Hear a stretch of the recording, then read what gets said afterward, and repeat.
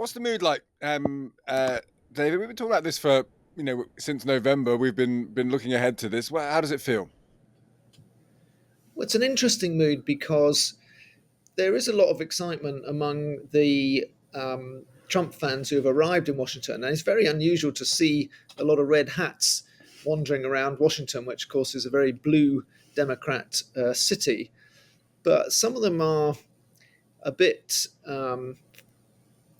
what's the word for it? So some of them are a bit annoyed actually because of the changes due to the weather. That's first of all, it's going to be held inside. That is, the swearing in is going to be held inside in the rotunda of the Capitol, and in very limited access to that. Just probably less than 1,000 people can crowd in to watch it. And 250,000 tickets have been distributed for this thing. That Oh doesn't my mean to say god! that there'll necessarily be 250,000 in town, but there'll be a lot of people, a lot more who obviously can't get into the Capitol. They've opened up the basketball and ice hockey stadium for viewing, so that's got a 20,000 capacity. But there were people in the queue for that for a Trump rally there today, and they were in the queue since 7 a.m. this morning, and it's freezing here, and it was raining, and it hailed at one point, and they didn't get in. They were there from 7 a.m. till 3, and they didn't get in. So, they decided that they'd probably give it a miss tomorrow. You know, the viewing that you can do on the Yeah, screens tomorrow. So, um, there is tinged with some disappointment actually. This exciting moment that they've been looking forward to, and a lot of people have saved up and come from across America to take part and to celebrate Trump's inauguration. and he's got.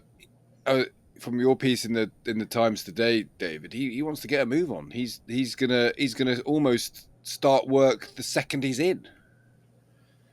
So again, this is quite unusual. Presidents don't normally issue a lot of directives immediately.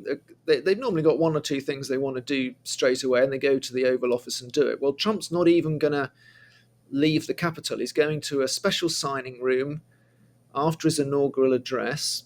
He's going to start signing executive orders, and we're told we've had figures of at least 100, perhaps 200 presidential directives tomorrow, uh, some of which will be signed straight away in this special signing room, some of which he may well sign on stage at this ice hockey stadium when he goes to see his fans during the afternoon.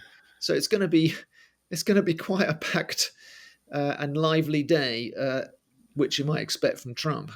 Is that and that is uncommon. That's uncommon to have that much stuff done in hour one.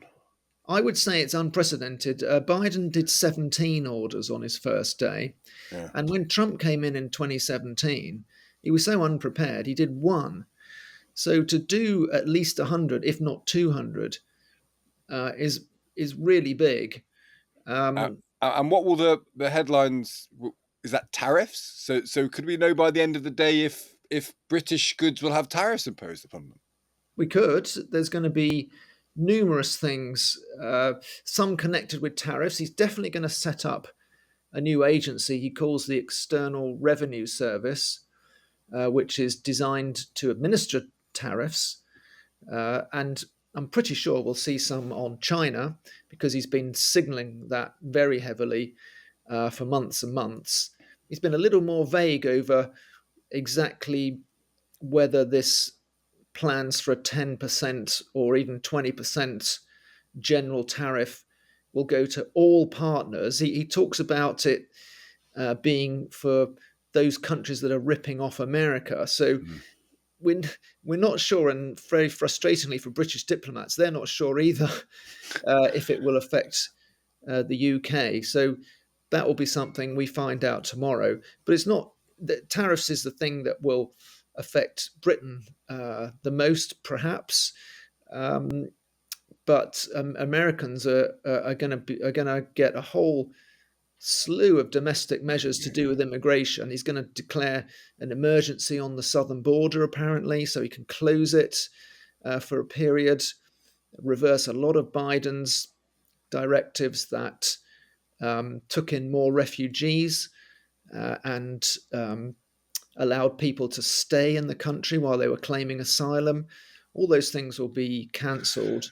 And in some respects, there'll be less gnashing of teeth about Trump, won't there? Because he won so clearly. So whatever Democrats and liberals might make of all of this, they can't really argue with the fact that he has a mandate. He has a mandate from the people. He won the popular vote.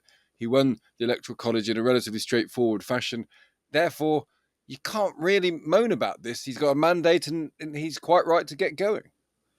Yeah, and not only that, that he was pretty clear during the campaign what he wanted to do. Mm. And all of these things have been aired in numerous rallies, and there was a huge bunch of policy documents and videos that he put out on his website, quite unlike the last election 4 years ago, where there wasn't even a manifesto. Though it was sort of more of the same, and we didn't really know what he was going to do. Well, this time, because of the interlude of 4 years, his people are much better prepared. Yeah. It is so different to the 2017 inauguration and arrival of a rather chaotic Trump administration, where he didn't know half the people in his own cabinet. They've been recommended to him. He didn't really know them.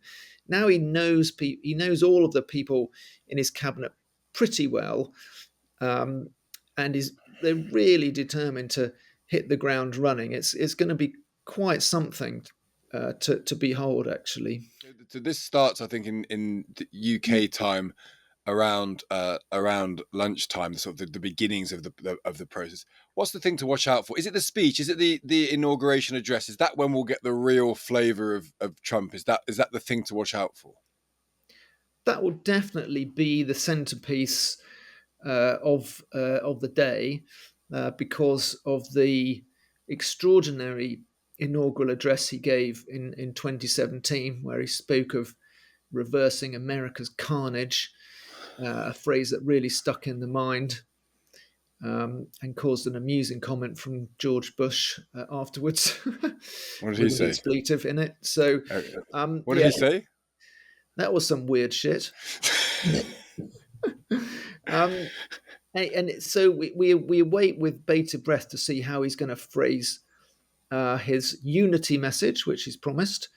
I mean, the 2017 speech had a lot of talk of unity in it, but it was rather overshadowed by that phrase and other talk in it. Yeah. But there will be some other extraordinary spectacles, because there are a lot of rituals and rigmaroles involved with the day that are happening according to tradition. So the Bidens will welcome the Trumps to the White House for tea in the morning. They will, I think, depart together for the Capitol. So Joe and Jill and Melania and Donald will drive together up to the U.S. Capitol from the White House. And afterwards, there will be a farewell ceremony for Biden and Kamala Harris after the inaugural address, and that's when Trump will go to sign the first of his executive orders straight away in the Capitol building.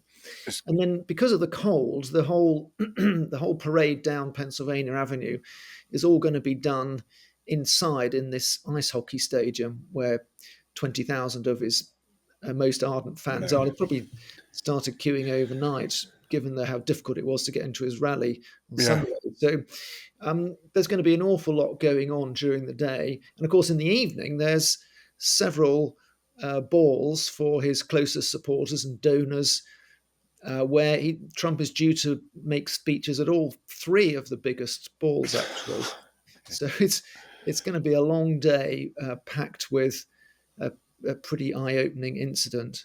I'm sure that's exactly right. Well, we look forward to witnessing it as much as we possibly can. David, great to speak to you. Thank you so much for taking the time.